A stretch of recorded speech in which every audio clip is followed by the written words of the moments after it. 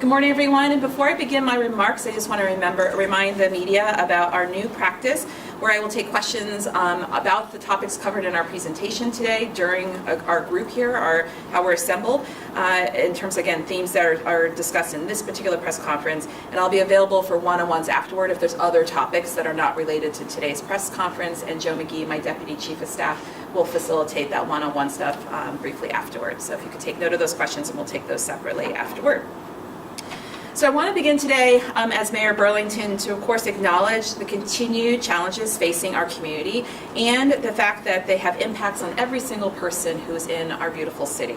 This includes families, this includes young people, it includes small businesses, and it includes the frontline workers, not only for the city of Burlington, but for all of our critical community partners who work alongside us every single day. My top priority since I became mayor 16 months ago is to make sure that our community safety system is effective and responsive to the needs of our community. Multiple challenges have become more and more complex over the last several years, and these challenges are very difficult to address on our own as a municipality. I spent much of my time as mayor in these first 16 months meeting and listening to constituents with stakeholder roundtables, town halls, forums, mayor meetups, and daily engagement that my office does with constituents from residents, visitors, businesses, and actually Vermonters from all over the state. I hear the same themes every single week about the complexities of solving our mental health challenges, our substance use challenges, and the housing crisis, and how they converge on our small central downtown every single day and create highly visible suffering for everyone involved. Our public spaces must be safe for everyone, and they must be usable by everyone. But these solutions to these complex challenges are far from easy, they're not fast, and they are certainly not simple. I also speak regularly to mayors across the state and now across the country to see what they're doing in their communities, and we all have some very, very similar struggles on these same very exact issues. They include a broken healthcare system where people cannot find affordable and available mental health care, substance use care, or even regular preventative health care. There's a lack of housing, especially affordable housing for low and moderate income people, leaving many people in a very precarious housing situation where they're one rent payment away from homelessness. Also an opioid crisis that has taken the hold, at least of our rural state, in very dangerous and concerning ways that takes advantage of three realities here in Vermont. First, the opioids in the drug supply system are highly addictive, more than ever before, and it intensifies people's dependency. Two, local cities like Burlington, and even in some ways our court system, have limited capacity or ability to address drug trafficking on a local level, especially low-level drug sales. And three, our state gun laws are loose, and that allows individuals to easily access guns and trade them for drugs. And it is a vicious cycle, and even more concerning, as a mom of two small kiddos, I see Vermont youth getting ensnarled in this drug trafficking cycle that's vicious and one for which we all collectively really need to lean in and find solutions. As mayor, I am clear-eyed that we need meaningful partnership from the region and from state partners. Meaningful partnerships means working together to solve problems that face all of our Vermont communities. It means bringing in public health and safety experts who will have a larger perspective and more resources than one city. It means convening youth service providers and regional and state experts on how to collectively address the needs of our at-risk youth and find upstream solutions to provide anti-violence measures that can work in all of our Vermont communities. This is just to name a few items, and I am glad that the City Council agreed to include many of these in the resolution adopted on Monday night. We are working to get clear on even more specifics from stakeholders and local partners in Burlington that I have developed relationships with in the first year.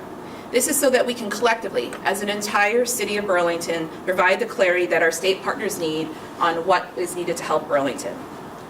Today I'll be sharing an overview of community safety strategies we have developed in these first 16 months as I've been in office. This will be a very high-level overview, but it will provide clarity on what we have identified, what we have developed, and what we have launched, and also what is still in the works. I want to emphasize our strategy is dynamic because it needs to be, and it also shows collaborative problem solving across our city departments and with our local community providers and partners, and it also between cities that I've reached out to and developed relationships with to offer advice and their own case studies on how they've made progress on these issues. This has allowed us to bring new ideas to the city of Burlington. These cities include Boston, St. Paul, Minnesota, Albuquerque, New Mexico, and Providence, Rhode Island, just to name a few. As you'll see when we go over the high-level first-year strategies we've implemented, you'll see we have been very busy. We've been very active. We've been relentless in our work to really tackle these complex community safety issues that long predate my administration. I want to thank a few people because this is a real team effort here on the local level. I want to thank my senior advisor on community safety, Ingrid Jonas. I want to thank, who started just 1 year ago in September. I want to thank, who has been a big piece of developing this strategy and being able to articulate how we make it, again, an effective and dynamic community safety strategy. I want to thank Chief Burke, of course, for working alongside me these last 5 months in strong partnership to find solutions and to adapt where we need to adapt. I want to thank retired Chief of Fire, Michael LaChance, who has always been a strong partner on the public health and community safety response work tirelessly along the way my first year. And now our new fire chief, Chief Curtin, who's behind me, for continuing that legacy of Chief LaChance and creating his own path forward of how do we get really smart around adapting our existing resources within our fire department. I want to thank all of my department heads. I want to thank especially our CEDO director, our library director, our parks director, BCA. I'm naming those in particular because it's been a full court press around finding solutions for the downtown in particular, how to reactivate our spaces, how to continue to be creative, how to continue to find solutions as we try to tackle this as a city.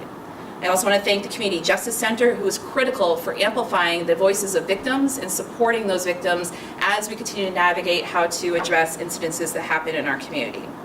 And finally, just a few of our critical community partners, including the Howard Center, who's operated for 20 years, the street outreach team, which is vital for what we are facing with our mental health crisis as a city. Also, our state's attorney's office, state's attorney Sarah George, has been a strong partner, and that partnership has been repaired in recent months. Again, I really want to appreciate Chief Burke for that commitment, as well as our sheriff's department on a county level as we continue to be able to adapt and to increase our capacity on a local level.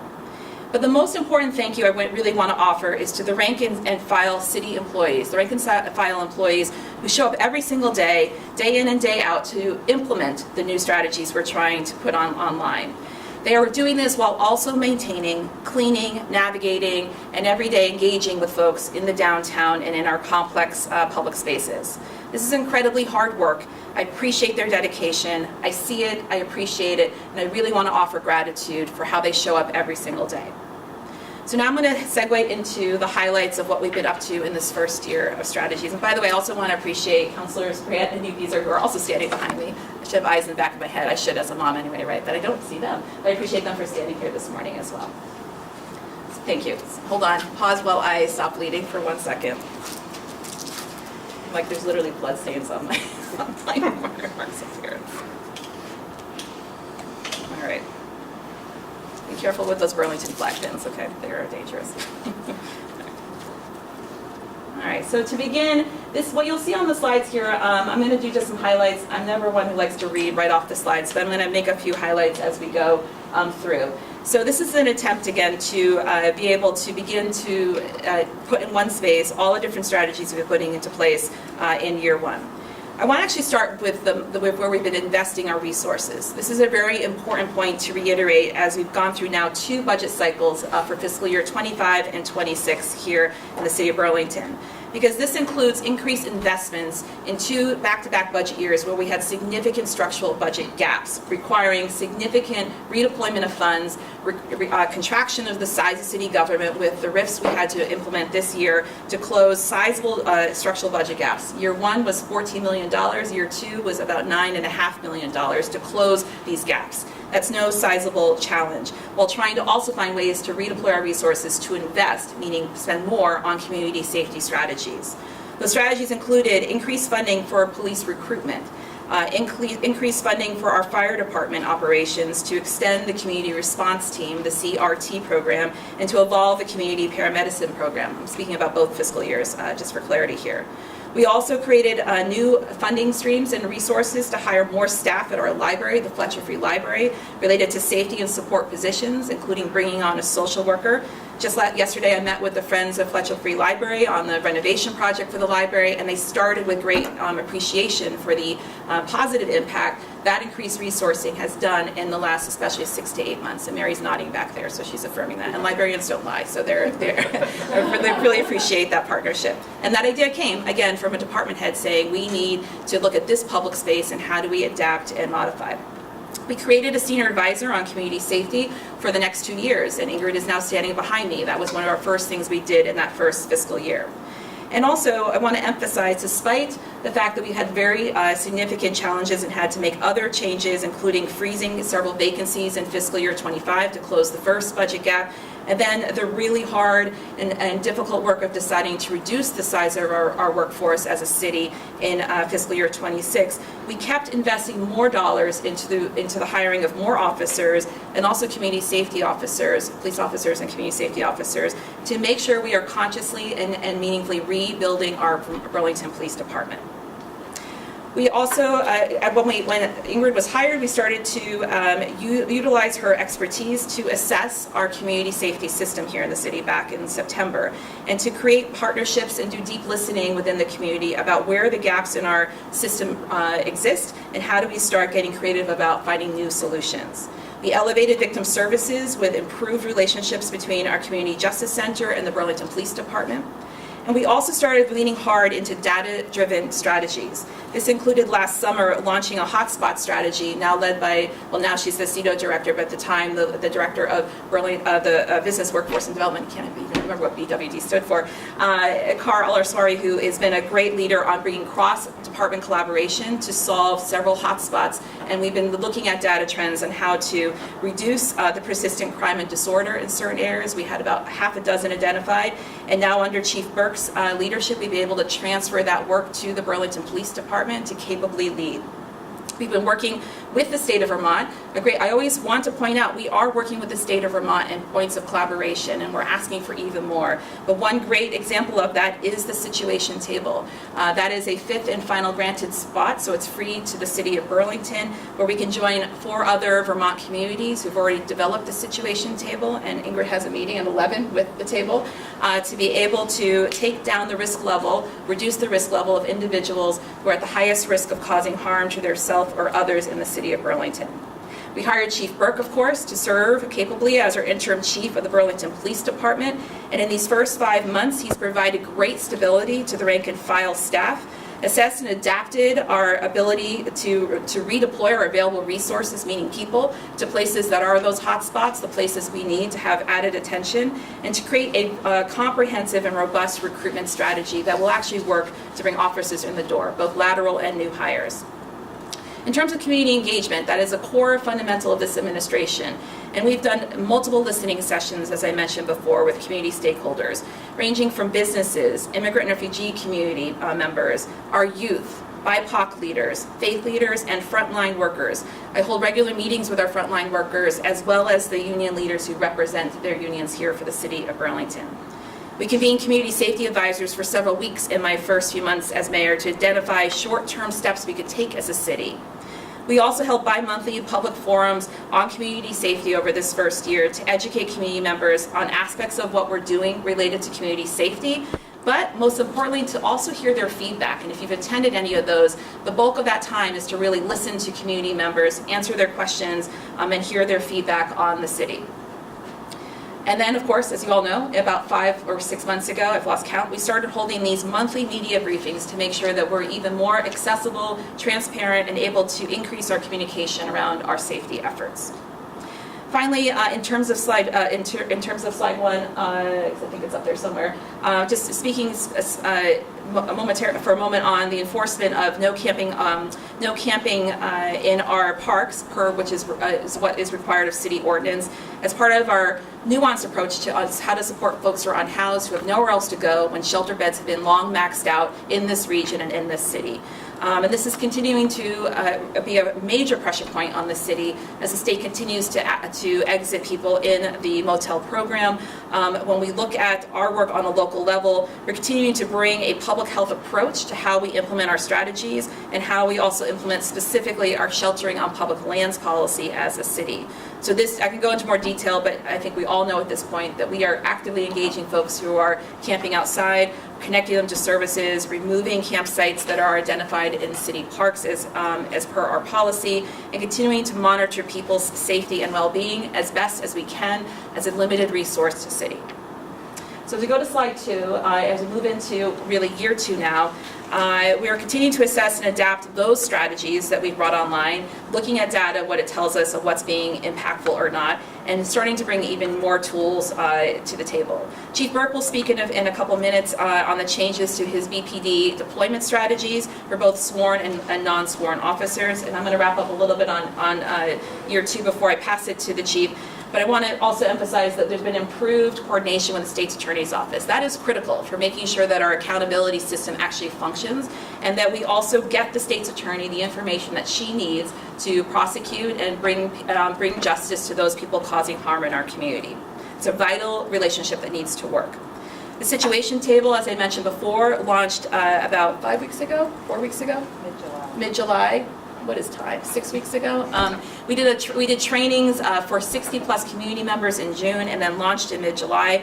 Well, the design of this particular situation table is to focus on 2 to 3 individuals each week, and we've already had 12 referrals to the table, and 7 of those cases have been resolved, which means that the risk level was determined to be lowered enough to be able to move on to the next high-risk individual.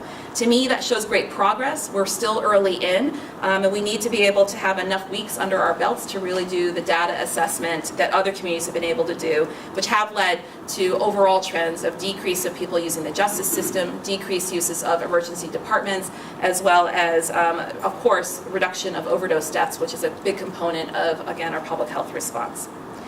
Soon we'll be launching City Circle. As folks know, on Monday, if you watch our council meetings, the council approved the final step for the ordinance update process, and this is an accountability process that allows us to enforce our municipal ordinances when there are violations. It employs a restorative approach to addressing the harm caused, and it maintains the authority already existing within our city attorney's office to prosecute in the criminal court system if it's necessary. I'm very appreciative to our city attorney, who's hiding back there somewhere, and also our community justice center, who's also back sitting back there, around this collaborative effort to develop this spring and present it to council, and I appreciate the council's unanimous support on this. Now that it just passed on Monday, we will be standing that up in the next couple of weeks. We also, of course, continue to engage our regional partners on coordination on our responses to drug trafficking and enforcement. The chief can certainly speak more to that.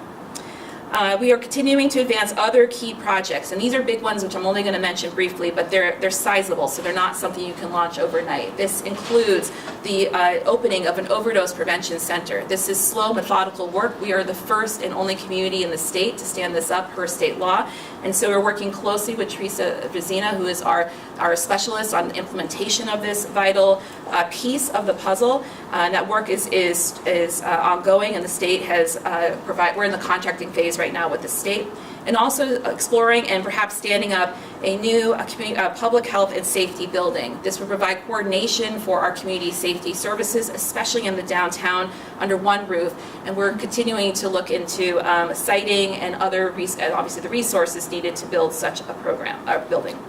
And then finally, the cross-department coordination work to address our unsheltered homelessness issues and the advocacy needed on the statewide level will of course continue, because we need increased shelter beds. There is nowhere for people to go right now. There is literally nowhere for people to go. So this is something that continues to be a massive priority for the city, and also working, of course, on affordable housing initiatives. We cannot actually really solve this problem without having adequate investments in housing. I will note my second priority as mayor. I have 3. My second one is to make sure we have ample affordable housing and that we accelerate this in this upcoming year. I've mentioned in other spaces, the City of Burlington and myself as mayor were selected to participate in the Bloomberg Harvard City Leadership Initiative. This is a year-long acceleration program that they're going to bring their massive resources to help us specifically on how to find the right entry points to accelerate our affordable housing growth, our housing activation. We have neighborhood code, for example. How do we get more housing online as quickly as possible? Now to slide 3 as we look into year 3, which is right around the corner. But this is the work that will continue into year 3, where we'll continue to apply what we've learned in year 1 and 2. We'll continue the bigger projects you'll see named up here that we'll be hopefully implementing as we enter year 3. And of course, using data always, because the evidence is really going to need to inform what's working here in Burlington and what's not. As I said earlier in my remarks, we are going to be taking the next few weeks to engage our local partners and our stakeholders to refine the specificity of what we need as we enter year 2 in particular. This has been asked of us by the state, and I will share this with the governor and other relevant state leaders as we do this work in the next couple of weeks. So I think I'm going to pass it to Chief Burke, and then I'll have a very brief closing remarks before we officially wrap up for questions. There you are, Chief Burke, come on up. Thank you, Mayor. I just rolled this next one. Great. For those that don't know me, Sean Burke, I serve as the interim chief here in the city of Burlington. I just want to thank the mayor for her support as we address these public safety challenges where there is no easy answers before us. So having been here now 5 months, I knew that City Hall Park was going to be a challenge. Most years when I previously served with the organization, we would be able to address these with greater human resource. We simply don't have that now. So the data that I'm going to show you is really an all-in approach with our sworn officers and our community service officers. And what this shows is our top incidents 2025 against the 21 to 24 average. You can see an 84% increase in foot patrols, a 2,268% increase in directed patrols. Little misnomer there, it's a new category. So when I say foot patrols, it's exactly what it means. When I say directed patrols, that's a new category where we're doing motorized patrols of hotspot areas. By way of example, the Marketplace Garage would be one that we're all in on. We're also addressing a 75% increase in trespass, so unlawful trespass issues in the downtown district. As we all know, with the unhoused population, absent other places to go, they sleep in a lot of different spots, many of which are privately owned, and those private landowners have asked us to take enforcement measures in that regard, and we're doing so. And then just another call out, a mental health issue. This is probably one of the most persistent perceived public safety challenges in the downtown, and oftentimes it doesn't involve an actual violation of law or ordinance, which is very vexing for the police department. There's also been a bit of a narrative that I sense that the BPD isn't doing enough in terms of enforcement. So here are our top arrests in 2025, year to date, against the 21 to 24 average. As you can see, in-state arrest warrants, 54% increase. I will say that's not only just an effort of the police department ourselves, but rather some changes at the judiciary and the frequency that arrest warrants are now being issued. You can see that our arrest numbers are up as it relates to unlawful trespass, which I already spoke to. Retail theft, we're doing a better job of responding to those incidents and addressing those. Simple assault, and then the last one that I want to highlight is violation of conditions of release. Again, this is a little more emblematic of some of the changes that were made in the last session by the legislature and how those conditions are being applied more frequently and how cash bail is being used. So proactive incidents, when I talk about proactive incidents, this is anything really that an officer generates. So think about a foot patrol, a directed patrol, perhaps a traffic stop, things of that nature. This is exclusive of when folks call us for a service. So you can see in 2025 that our numbers are going to easily eclipse all previous years. This is really a testament to our officers and our community service officers that are out there using their downtime or discretionary time that we refer to it as in a way to really deliver value in the downtown. We know that anytime that we can put a uniform, whether that's a community service officer or a police officer in a space, that you get an ambient level of deterrence. That may not be perceived as enforcement, but it does make a difference in how people feel about their safety in community spaces. Thanks, Joe. Sorry. Again, just another graphic, downtown arrests, you can see the data is very, very clear that we are seizing every opportunity to hold people accountable and to make an arrest. It is the police department's job simply to identify crimes in progress or crimes that have occurred and then make referrals to the criminal legal system or the community justice center as appropriate. We don't make decisions past that point. Our job really ends there. The job of a police department is to wade into these spaces, restore order, keep people safe, determine if there's been a law violation, and make those referrals.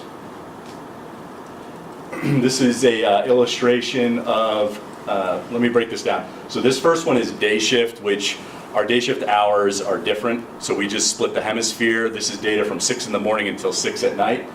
The image that you see on your left are calls from the public for police service in the downtown patrol district. To make that district clear, it's the Lake to Union Street, Pearl Street, south to Maple Street. The picture on the right are all the proactive incidents being conducted by sworn officers or community service officers in the downtown.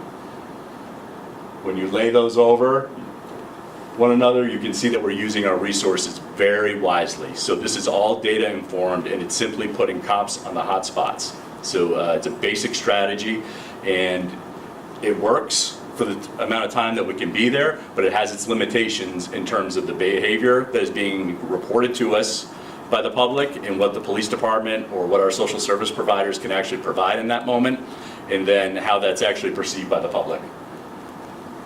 And then this is the same kind of illustration for night shifts. So from 6 at night until 6 in the morning, downtown behaves a little bit differently once the bar scene is on. But again, calls from the public on the left, proactive measures by the police department on the right. And then the next slide would be those overlaid. And you can see great consistency there. So we're clearly focused on the challenges. We know kind of the limits of where our service begins and where our services end. And I can see a lot of gaps in the system. And we work very, very closely with not only street outreach, but our community support liaisons to address the mental health crisis. But in my assessment, that is one of the #1 leading causes of not getting ahead of what people are perceiving in the downtown. That might be it. Okay. All right. Great, So thank you. that's it. Appreciate it. Thank Of you. course. So in closing, and then we'll open it up for questions, obviously we're continuing to adapt our responses and try new things to improve our health and safety of the city of Burlington. And while also recognizing that this is complex and far from easy to do. It's very difficult work. We're looking for meaningful partnerships, and I continue to repeat this, and will as long as I am mayor. Meaningful partnerships are looking for helping us find solutions that we have not already thought of, that are local, that are regional, and that are on the state level, and even national for that matter as well. And as on Monday night, when I spoke to the council when they were debating the City Hall Park resolution, I shared that I grew up in Barrie. I grew up in central Vermont, and I've been a lifelong Vermonter. And I now have decided to make Burlington my home, not only as a mom, but now as the mayor here of the city. I've always held the view that Burlington is part of Vermont, and Vermont is part of Burlington. We are really in this together, and I will always hold that perspective as I do this complex job of leading the city of Burlington forward. And with that, thank you, and I'm happy to open up for questions. Mayor, you spoke a lot about the opioid crisis. Obviously, there's an event happening in City Hall Park today in remembrance of victims of overdoses. Do we know what those overdose numbers actually look like in Burlington so far in 2025? I don't have those off the top of my head, and I don't see Teresa here, so I think we'll get you those numbers if that's helpful. I mean, to the very point, though, of the fact that we are having to have such a somber remembrance of people, right, shows how we need to, not only as a city of Burlington, but as a state, really look for methods to reduce overdose deaths. And the situation table has shown that progress in other communities. We continue to work, as I mentioned before, bringing an OPC online here in the city of Burlington. This is a public health emergency, and I would never want to be one of those family members having to annually mark a really horrible, tragic day in a family's life. And so it is our job as elected leaders to find more solutions that are both harm reduction, getting people to treatment, and that includes removing barriers for what is happening in a rural state, which is a lot of closed doors for people trying to access treatment when they're ready. Chief Burke, a lot of things I'm hearing from businesses is that there's just open drug use. Can you explain, your map and your data shows you're recognizing that, you're putting people in place, but for the business owners, the community members that we hear from that say, we are seeing open drug use, and we're not seeing the rest. Can you just, what's your answer to that? No, I appreciate that question, and really the strategy here is the ordinance change. So there's a lot of evidentiary challenges to arresting a person for open drug use in terms of identifying the substance that it is, if it still exists after a small quantity is used, but there is a city ordinance that prohibits drug use in public spaces. Right now, if we were to issue that ticket, there's essentially no accountability. So they could throw it away, whatever. Now that we will have a new ordinance that allows options, so a person that receives one of these tickets, they can engage in a restorative process if they'd like, but if they are going to be persistent in their drug use in public spaces, the city attorney's office will have the option to use the criminal legal system to leverage their behavior to try to improve that condition. We're optimistic about it. This isn't certainly new to me. The criminal side of our ordinances has always existed. Back in the early days of my BPD career, we did have that option availed to us, and it was effective. So we hope the strategy will improve conditions downtown. And for our viewers, you're talking about the city circle? Yes, yeah. So, and what do you have to say to the businesses that are not in City Hall Park or the surrounding area that say, thank you, we have the trolls, it's easy to see, but now those people are just trickling downtown, you have limited resources, how do you deal with that? yeah, certainly. So we know that we always, anytime that we get into an area and start conducting enforcement or simple presence, that we do displace other folks, and then we just have to adjust. And that's why we're using the data nearly on a week-to-week basis with the support of the city data team in order to tailor those responses. And our cops know. Our cops are on the street every single day. They know where folks go and when we have to make those adjustments. And it's challenging in the sense that when we're called away, we lose a little bit of that forward pressure, but we're committed to improving the conditions in the downtown. Can Burlingtonians expect to see accountability and arrest possibly for that open drug use once the city ordinance goes through? Yeah, that's the hope. I mean, I hope that folks maybe seize upon the restorative justice aspect of this and find their way to any one of the treatment providers that we do have serving the community. That would be fantastic, because I've done this job long enough to know that we're not going to arrest our way or find our way out of this crisis. But ultimately, we do need greater accountability measures, and I think this is a good step in that direction. Thank you, Chief. Chief, I just have one more question for you. How involved do officers plan to get with this recent resolution passed in regard to City Hall Park? We've seen officers out there just now, but obviously there's still a lot of people that are creating discomfort for people in the community. I know there's people saying, I don't want to bring my kids here, I don't want to walk through here because of how much disorder there is in the park. So how involved are officers going to get with what they see happening in the park to accommodate the other people in Burlington? So I think the data actually speaks to our level of involvement with addressing crime and disorder in the community. And the officers out there currently are not there in response to the resolution. So we're still kind of taking apart the resolution to see what the expectations are, to see what we can have in terms of deliverables in the September 29th report. And they'll get that guidance soon. But we hear from the same neighbors the struggles. We also get a lot of thanks. And I know the team really appreciates that. And again, just a tip of the hat to our team, because they're out there doing a lot of work, and when they're called away to usually pretty critical incidents, and then they quickly return in order to try to do our part in keeping downtown Burlington safe. Thank you, Chief. And I'm going to add just on those last two questions that part of when I say we're adapting and continuing to layer new approaches, when City Circle comes online, a key factor there is consistency. This is a piece of our strategy that we haven't been able to nail down yet around the cool. I'm going to dance now. By our DJ / City Councilor, Milo Grant. I'll finish that thought in a second. Full ringer. So I was going to say is that on the accountability side of things, the consistency has been something that has not been in the place that I've wanted it to be. And so I'm very, as the Chief was just saying, I'm also really hopeful for what City Circle will be able to bring online. It's a weekly convening of when people violate a local municipal ordinance, then we have a weekly convening of our City Circle. And people, as I said, as I agree with the Chief, hopefully take the restorative justice approach to it, because that is, I think, a much more advantageous approach. But the point being, we haven't had a weekly accountability system, and now we will, and it backs up what our police officers are trying to do, and it backs up our ability to try to bring a bit more stability to some of our public spaces. Could I say something? Yeah, of course, Councilor. Yeah. Thank you. So who are you? As Milo Grant, City Councilor, Central District, also the Chair of the Public Safety Committee. Thank you for that reminder. When we talk about discomfort, the discomfort our members of our community feel when they see certain individuals, discomfort, it isn't a crime. We have individuals that are not violating ordinances. They are not publicly using drugs.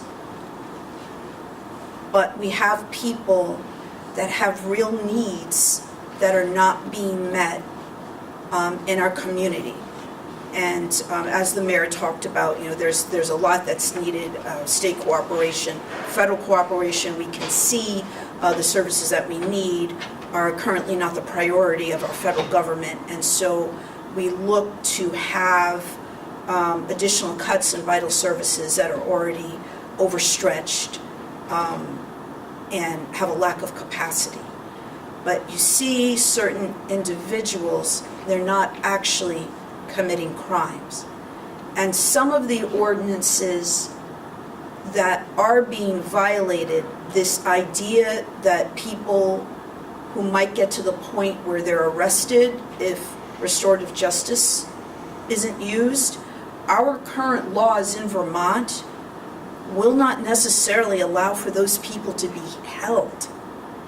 And that's a real thing.